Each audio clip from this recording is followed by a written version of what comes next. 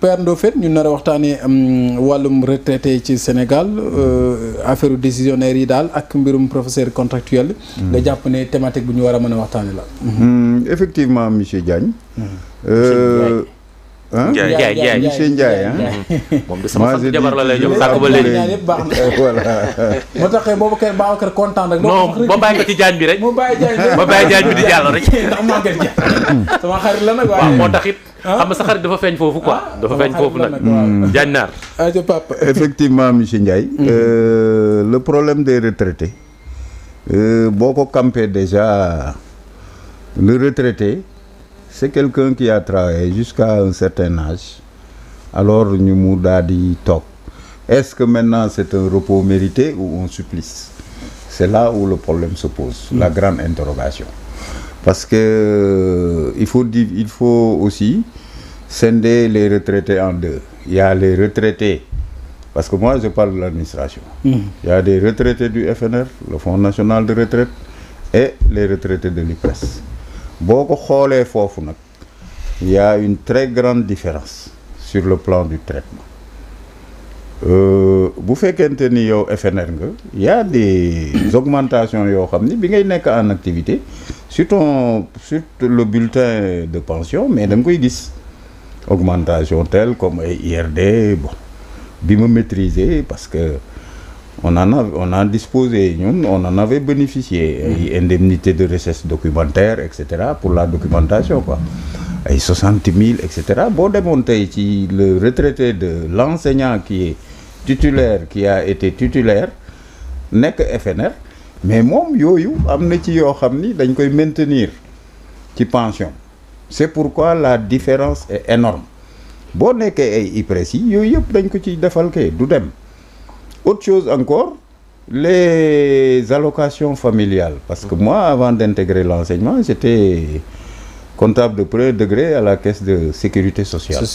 Donc à l'époque le président Diouf dafa gisoon ni nañ leen fusionner mais malheureusement il y a pas une politique de communication saine sur ce plan yow da ngay nekk en activité mais tu ne te soucies même pas de ça parce que da ngay liggéey pour dépenser gain moins dépense égale économie. Tout à fait. Bon si tu n'épargnes pas mais tu peux pas préparer ta retraite. C'est pas possible. li nga mën a am chance mooy nga am ay doom nga préparer leen parallèlement. Par exemple man ce fut mon cas je me suis toujours battu pour que mes enfants puissent s'affirmer socialement demain. ma projeté wu xam ni tel âge bu ma ko amee. avec leur statut là te ñoom ñoo ko créé parce que avec la notion de vacataire là da ngay ñëw tu fais 2 ans kooku comme dans l'armée parcours du combattant la boo paree l'État génne la beneen ordre de service nga nekk un contractuel maintenant c'est à ce niveau qu'on parle de décisionnaire et de contractuel parce que le décisionnaire il a été d'abord contractuel. Maintenant ñoom ci ñoom la parce que pourquoi ma wax ko yow da ngay déposer ce dossier comme tout le monde. Mais ñoom ñooy tànn toujours ngeen dégg dans les médias ici à l'époque enseignants yi di casse formation ñu bloqué jël ñenn ñi bàyyi ñenn ñi. Si vous avez atteint maintenant un certain âge ñu ne la non tu es forclos. Tout à fait. Loolu mooy problème bi c'est pourquoi man je remercie le président son excellence Diomaye Faye parce que Bassirou parce que gis naa temps yi passé rek mu d'accord pour aligner les décisionnaires au même titre que les fonctionnaires. Tout à fait. Loolu man je crois que loolu c'est une avancée.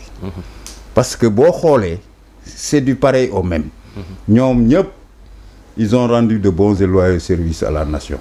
Mais le contractuel aussi c'est pas de sa faute moom déposé na comme ñëpp ñu tànn ñi bàyyi ñii waaw nga dem à la retraite ñu ne kii day am augmentation bi dañ koy conserver que non mais là aussi c'est une injustice man je l'ai toujours dénoncé bon le privé en tant que tel man maîtriser wu ma ko parce que man j'ai servi tout le temps durant au niveau de l'administration donc man foofu laa maîtriser moo tax maa ngi lancé waat un appel au président de la République son excellence Bassirou Diomaye Faye wax dëgg yàlla décision bi mu jël rafetlu nañ ko avec son ministre du travail Abass Fall mais nag nañ ko élargir il faut qu'il essaie de couper la poire en deux parce que le contractuel c'est pas de sa faute il demande chaque année suma gosse bii ngay wax moom laa joxoon suma dossier au dernier moment mu dem yóbbu ko seen cité bi kër góor gi booba le ministère de la fonction publique était là de l'enseignement technique au temps du ministre là comment il s'appelle encore te mu joon yor éducation nationale waaw alors mais voilà ils prennent ces gens-là ils laissent les autres voilà le temps passe mel ni daal c'est un jeu de ping-pong quoi gis naa benn gosse boo xam ni il était école restauration yooyu la génne mais son frère comme c'était quelqu'un de capé au niveau du ministère mais dañ ko jël et voilà on fait de lui un fonctionnaire après donc yooyu noonu aussi baaxul moo tax ma ni man li ma gis le président Bassirou Diomaye Faye il faudrait que mu am une certaine volonté politique am na ko déjà mais na ko gën a yaatal parce que les contractuels en réalité injustice la ñu subir injustice boo xam ni ñoom duñu ci dara d'accord et on les avait recrutés au même titre que tout le monde sur dossier ñu jot seen ordre de service biñ ko jotee ba pare qu'est-ce qui s'est passé tu fais 2 ans de marathon alors léegi ñu jël la tu passes comme PC professeur contractuel vous avez à peu près les mêmes diplômes léegi vous déposez ñu jël ñi bàyyi ñi parce que peut-être c'est des contraintes budgétaires je crois parce que ñoom it dañuy projeté wu dañuy planifier dañuy xam mais loolu nag bu nekkee lii nga xam ni président Bassirou Diomaye Faye def na ko ñun vraiment ñu ngi ko ciy gërëm di ko ci sant muy les décisionnaires qu'il a alignés mais nag na ko yaatal c'est valable ça doit être valable du jur problème aussi comment ça est-ce que sur le plan situation financière moo tax may bëgg a wax est-ce que gafaka gi bon je vous rappelle un fait historique gis nga au Gabon le président Bongo bi mu yëgee le problème des retraités chez lui là-bas xam nga nu mu def il a pris un décret immédiatement mu doubler toutes les pensions c'est une volonté politique derrière tout ça état lu mu bëgg a régler ko tout à fait attention il faut pas qu'on se cache sur des trucs là. Mais aussi le Sénégal est dans une situation financière très critique loolu aussi jar na bàyyi xel. Bon, en fait man je ne dirais pas que c'est une situation financière très critique comme li ma la wax non seulement il y a les ressources internes mais aussi il y a le partenariat waaw juste que moom marge de manœuvre la mais il faut pas se désoler pour autant c'est vrai que dëkk bi la situation économique est morose hein. Mais pas aussi que ça. Ouais, mais on peut quand même essayer de voir parce que le retraité c'est pas n'importe qui hein. Vous là vous êtes appelés à être des retraités futurs de futurs retraités ñun retraité nañ avant ñu àgg ci retraité Non mais c'est vrai waaw en fait bu ñu naan les jeunes qui cherchent de l'emploi les vieux qui cherchent de l'emploi Tout à fait. et les jeunes qui sont en retraite tout à fait man li ma la bëgg a laaj monsieur Diouf mooy yaa ngi wax toujours ci problème pension yi mais est-ce que mën nga ñu wax bon parce que ma damay yaatal par rapport ak ñi nga xam ne dañuy retraité dem ba seen pension dafay dem ba nga xam ne ba ñuy liggéey nekk en activité danañ mën a jëriñ seen famille mën leen soutenir ci lu bari mais suñu retraité da ngay dem ba gis ne pension bi dafay faible ba day dem bu du méngoog jamono muy ci wàllu dund bi wàllu courant bi yaa ngi wax sànq ne si sa doom ngay jéem am looy def pour mu mun la jàppale waaye yàlla léeg-léeg mun na dogal koo xam ne amul doom wala peut-être amul njaboot kooku bu amul kooku dimbale lan nga jàpp ne ci pension yi faible yooyu lan la ñu war a mën a def ba nga xam ne boo retraité dana la mën a jëriñ comme ba ngay nekk en activité bien vrai que bokkul mais dama jàpp ne ku am xam-xamam am kàttanam servir sa nation su retraité war na mën a feeñ ci yow. un retraité man bokk su ba gis-gis on doit le considérer comme un roi parce qu'il a rendu de bons parce que kàttanam léppam da ko jox askanam lépp la joxe voilà ba dem à la retraite liñ ko war a jox mooy jox ko wàccuwaayam yéeguwaayam naka dalul tatagal ko naka dalul mu am une vie dorée man loolu laa gëm et à l'instar de Bongo parce que boo xoolee ay IPRES yi mais les contractuels ils ne te font pas peut-être contractuels yi laa wax de. parce que boo xoolee le nombre de foofu laa bëggoon wax retraités quoi moo tax ma ne jël leen en charge warul métti parce que Sénégal. non déjà yéen ñii sax yéen a retraite man ba may dégg ba tey yéen laay dégg mais Sénégal man ci at yi ñu génn. yi ñu jëm. gëmma retraite am fi parce que ñii liggéey amuñ contrat bay retraité. voilà. entreprise nekk beneen am na lu ci def retraite yi je pense que bu leen yi génnee yéen ñi sama papa yi toog nii.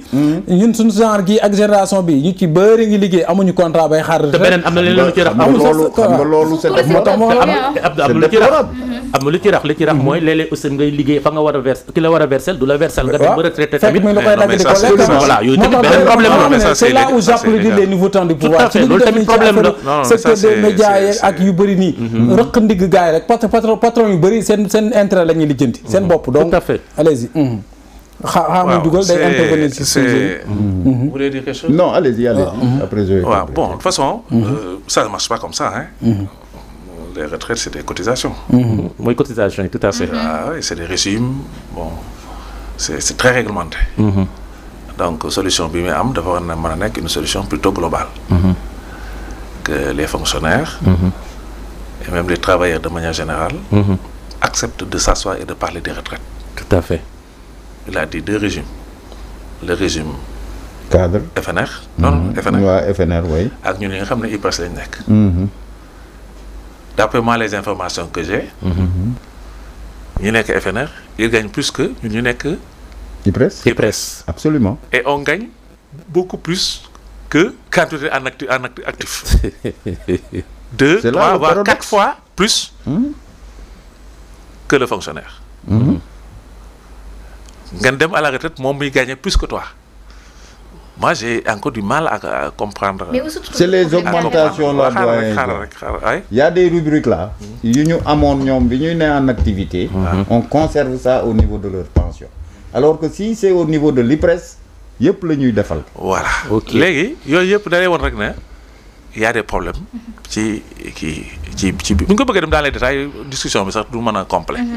Mais day nan retraite problème retraite pension yi problème le Sénégal. On en parle. Ñun da ngay gis mag ñoo xam ne seen pension da nga naan ndax mat na 50 000 francs. PCA bi gagné xaw ma 7 xaw ma 8 millions xaw ma 10 millions. L'argent des retraités. Le directeur général touche combien? Combien de millions il touche par mois? L'argent des retraités. yaa ngi naan yow naan la ñu mën a def ba nit ki pour liggéeyee. jeunesse am yëpp mu consacre à sa nation. servir ba dem retraite. lan moo tax mënul dund décemment. loolu c'est dafa garaaw bonum dafa garaaw. C'est vrai hein. C'est ça la bonne question. Tout à fait. ñu naan dafa cotiser ne oui dafa cotiser mais am nañu benn masse d'argent boo xam ne. des milliards yoo xam ne c'est disponible dans les banques. Est-ce que sous le régime socialiste man je sais que dañ daan jël l'argent de l'IPRES di ci def campagne agricole. Est-ce que te retraité du toucher ay 40 000 ak 30 000. Est-ce que foofu bu leen yóbbu ay 50 000 ay 60 000 francs yàggul de. mais est-ce que foofu da nga ñëw taseeg paa yi ñuy jënd surtout boo daan dem poste finance. poste finance. waaw man au départ avant ba def les virements fa la doon dem. mais da nga gis ay mag ñoo xam ne bu ñu tissé seen pension yi du xaalis bi du ñu xam ni ñu koy def. ah oui tellement c'est petit. ay 8000 francs ah dégg naa. 8000 francs ay somme À condition il 8 000 faut francs. quitter aussi. voilà donc Des après la am ay conditions ñama tuuti ay yokk sous le régime Wade à la fin un peu sous Macky Sall ay yokk ba mu am sax minimum boo xam ne Tout à fait. ñi ngi koy touché mais loolu yëpp ay réformettes la ok dañoo war a toog discuter d'abord de la fonction publique problème yi muy posé c'est un problème global du loolu rek kon lu ñu war a waxtaane la. parce que administration bi aussi ñun ñi nga xam ne sommes des financiers ñun dañoo jàpp ne aussi masse salariale bi gaa ñuy jël ci budget bi ci 180 000 et quelques fonctionnaires mat ñu 200 000 fonctionnaires sur 18 millions de Sénégalais li ñuy jël ci budget bi c'est énorme kon lu ñu war a xoolaat te la. bu ñu ko continuer nii aussi dañuy dem ba jëmul kër tout le monde sait que la masse salariale de la fonction publique pose un sérieux problème au Sénégal mais est-ce que yéen tamit léegi loolu est-ce que nan la ñuy def pour loolu kii ko mooy ñu toog discuter mais du fonctionnement de l'administration tout à fait. structure de grille salariale bi dafa déstabiliser d'abord sous Wade parce que le président Wade s'est réveillé un beau matin Tout à fait. yokkal juge yi 500 000 francs seen salaire indemnité de xawma lan te boobu retraité boo yi waxee mu ne ku ci celui qui n'est pas content ne dem jàngi droit enseignants yi yuuxoondoo ànd gësam ànd siggi. est-ce que ñu yokk fi gauche droite. est-ce que loolu mooy waral yëngal tuuti. allez-y. non allez-y. Allez-y, sinon je perds le fil des idées quoi. Je veux dire dañu wax a toog sérieusement parler de l'administration, le statut des fonctionnaires, problème yi muy posé dugg ci biir masse salariale bi ñan ñooy seddoo xaalis bi parce que xaalis dafa bari trop. boo demoon Google tey ba gis masse salariale bi ñu la jox ak nombre de fonctionnaires yi ak budget Sénégal les 7 milliards yi nga xam ne Macky Sall neen moom la def budget mais parce que fonctionnaires ñooy lekk budget Sénégal. te matuñu 200 000 pourtant ñu ngi casse pourtant. Voilà le problème enseignants yi xool li leen di augmenter par jour chaque jour yaa ngi dégg ñi leen di augmenter ils ne sont pas contents. Où est le problème mais nañ ko waxtaanee. man awma solution de. mais dama ne les problèmes qui sont là nañ toog les yeux dans les yeux ñu discuter parce que lii jëmul kër ah oui pourtant li mu wax idée la. mais yéen aussi est-ce que yéen tamit aussi am ngeen benn collectif wala benn organisation wu retraité nga xam ne. comme ni ko ngeen proposé pour toog waxtaanee ko. il y a tellement est-ce que proposition yéen a ngi koy def. mais bien sûr tout récemment rek il y a l'ARCOS là. D'ailleurs je remercie le doyen Wele. Parce que comme ni ma koy waxee souvent dans les autres plateaux. moom liggéey na ci. ba le ministre du travail Abass Fall. ñu am échanger correspondance. ba mu ni ko dina ci taxaw pour xool naka la ñuy mën a def pour dimbale les retraités de la presse. jot na bon Macky Sall a fait une augmentation ou deux yàggul dara avant muy dem mais c'est des augmentations de 10%. Bon boo xoolee li doyen Dieng wax léegi c'est vrai que il y a eu un minimum qui a été fixé. Pour le salaire pour les pensions mais ba léegi minima boobu sax am na ñoo xam ni ils n'en bénéficient pas. c'est extraordinaire. c'est extraordinaire te li mu wax aussi am na ci beneen fànn parle d'argent Wade waxoon na ko jamonoom. ni xaalis bi IPRES di gagner ci immeuble yi muy loué. ah oui. c'est une manne financière importante. ay fële cadre ay millions yu dul jeex la ñuy touché. l'argent des retraités.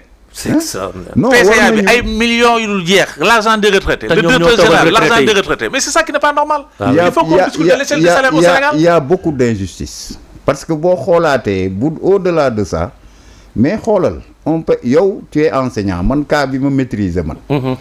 On te demande le même résultat que l'autre. Vous tenez des classes pendant X années.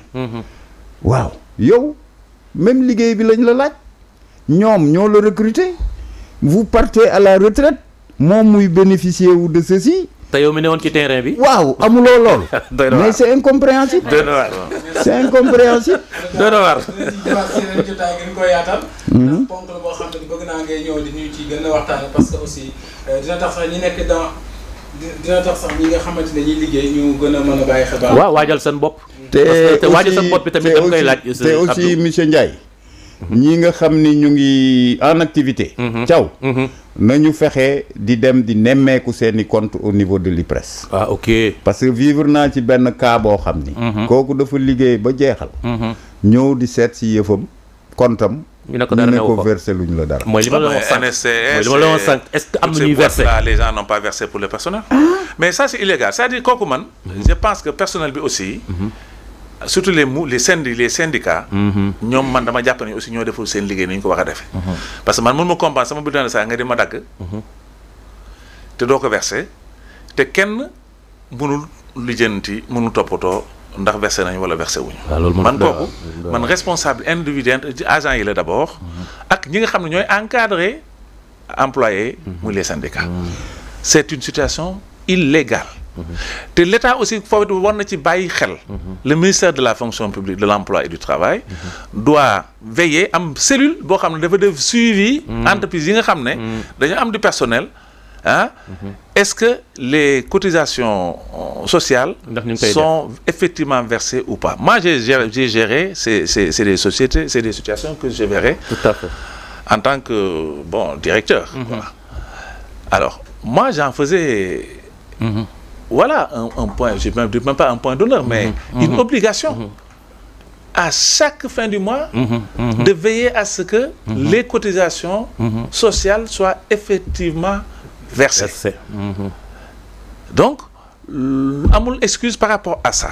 loolu c'est le minimum. que la ñu war a def et que man defe naa sax si l'employé si l'entreprise est défaillante. L'État doit se substituer.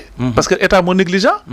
On a assez de fonctionnaires au niveau du ministère du Travail pour faire les contrôles. Ah, bien sûr. S'ils ne l'ont pas fait, c'est leur responsabilité. Tout à fait. Ah, mais donner kit rek nga dem ba fale ñu la yow kat ce patron versé wul dara.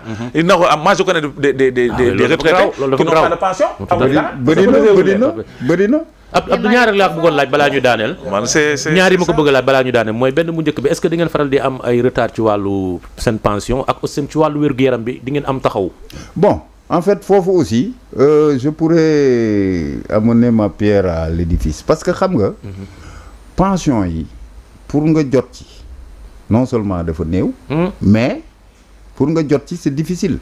Très difficile au niveau de... mais bien sûr parce que bon il y a le président Racine Sy qui est le PCA de l'IPRES.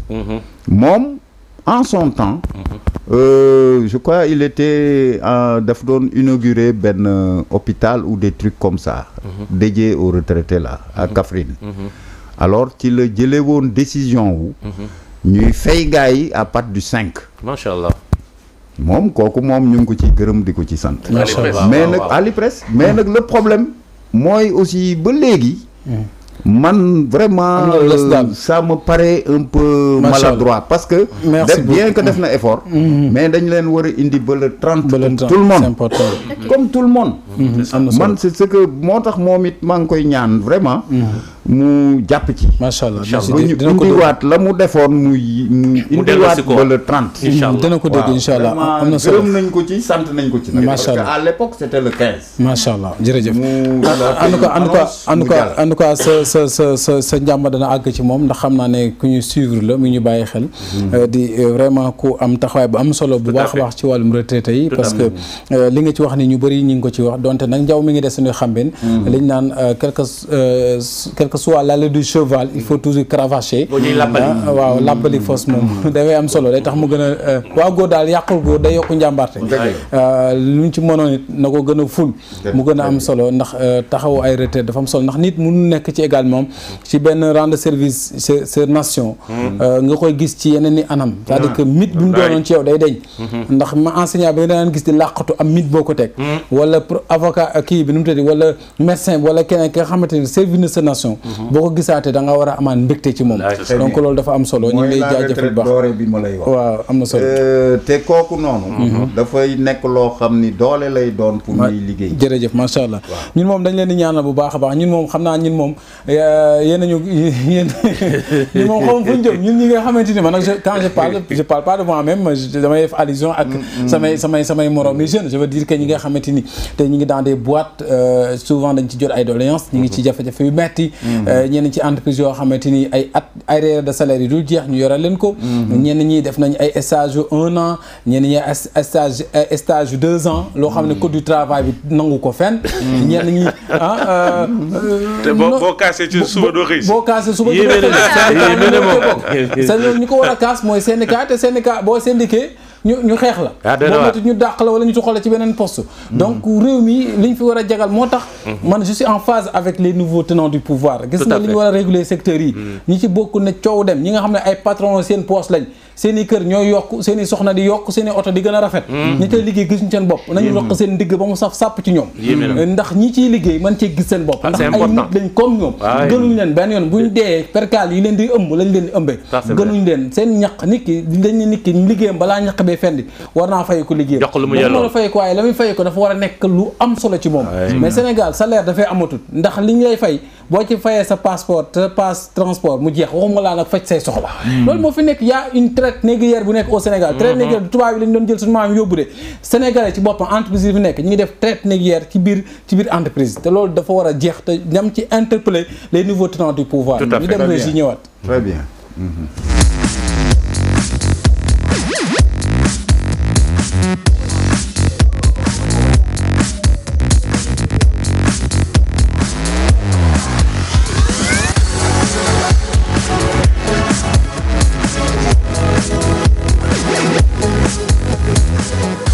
am na solo ñu waxtaan ak Cheikh Mamadou Dieng président ëllëg ci biir nekk ci coalition Diomaye président nekkoon directeur du Trésor au niveau de l'Assemblée nationale sama jumu noonu la. di économiste financier également ingénieur en la matière. directeur du Trésor du Sénat. waaw du Sénat aussi voilà. le Parlement quoi les deux chambres. les deux chambres macha allah ñu waxtaanee lu jëm ci wàllum